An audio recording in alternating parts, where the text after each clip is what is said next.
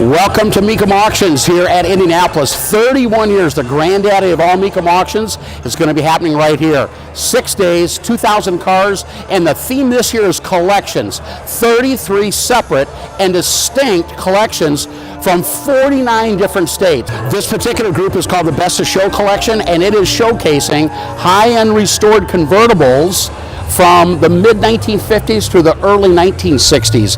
Each one of these cars is impeccably restored back to its original configuration, starting in 1955 and capping up with a beautiful 1967 Corvette 427 Roadster. But there's great entries here from Chevy and from Cadillac and from Mopar, and even the Fords are very, very well represented. From the collection of Rob Blair is some really great cars.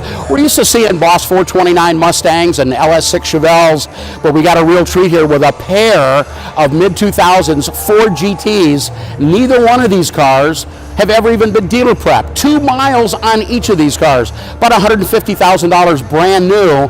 Today they're expected to bring at least double that, or maybe 3 times that. Not too bad for a 10, 11-year-old investment. These cars represent really the top of what Ford was doing in the mid-2000s, paying homage to the Ford GT40s of the 1960s. They have a 550 horsepower supercharged 5.4-liter V8 and would do about 210 miles an hour right off the showroom floor. Another one of the great collections here at Mecum Indy is from our buddy Reggie Jackson, Mr. October himself, but in the month of May, it's all about collector cars. We've got 18 high-quality American performance cars and Corvettes. Some of these cars he's had for over 20 years, spanning from the mid-1950s to the early 1970s. Some great Corvettes, all Chevrolet except for one Pontiac GTO, a 65 in the mix. And the star of Reggie Jackson's collections out of the 18 cars is this pair right here, both out of that storied dealership, Yanko Chevrolet, the ultimate tuner Chevrolet, Canonsburg, Pennsylvania.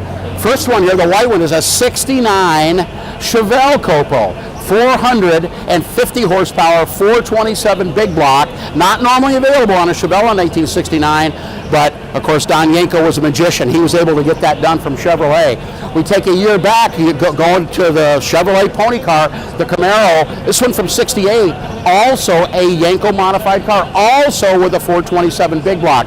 Keep in mind that these cars represented really the ultimate, the pinnacle of what the performance dealerships were doing in the 1960s. Nobody did it better than Don Yanko, and these cars are beautifully prepared by Reggie Jackson himself.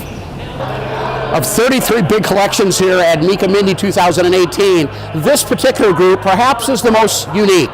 This is a collection of Indianapolis pace car replicas that could never be duplicated, and I'll tell you why. The first Corvette that paced the Indy 500 was all the way back in 1978. We've got one of those cars here as this group, but for the past 4 years, Chevrolet never made an authorized version.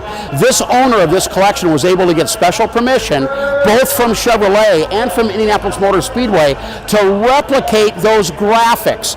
This group is being sold initially as one lot, one group of cars, as an entire collection. If it doesn't bring the expected north of $1 million price tag, they're going to be broken up individually, sold at no reserve, with all proceeds going to charity. Pretty crazy.